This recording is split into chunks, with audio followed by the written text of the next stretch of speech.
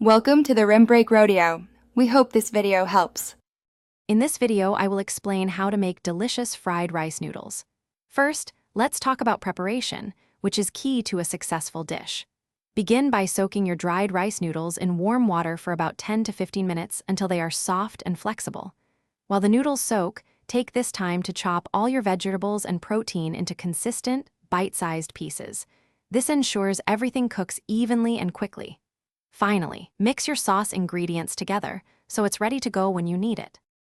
Now that your ingredients are prepped, it's time to start cooking. Heat 1 tablespoon of oil in a large wok or skillet over high heat. Add your protein like chicken or shrimp and stir-fry it until it's fully cooked, which usually takes about 3 to 5 minutes. Remove the protein and set it aside. Next, add your harder vegetables such as carrots and stir-fry for 2 to 3 minutes.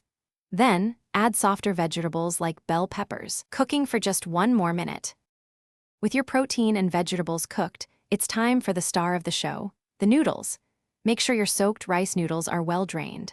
Add them directly to the hot wok along with your cooked protein and vegetables. Now, pour your premixed sauce evenly over everything. Using tongs or a spatula, toss all the ingredients together quickly and continuously for about 1 to 2 minutes. This ensures the noodles are fully coated with the delicious sauce and heated through. You're almost there. Before serving, give your fried rice noodles a quick taste test. This is your chance to adjust any seasonings, perhaps adding a pinch more salt or a splash of soy sauce.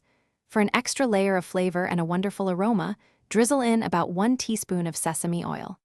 Finally, garnish your beautiful dish with fresh chopped green onions or cilantro. Serve your hot, delicious fried rice noodles immediately and enjoy your culinary creation. Thanks for watching. Consider subscribing if we helped you.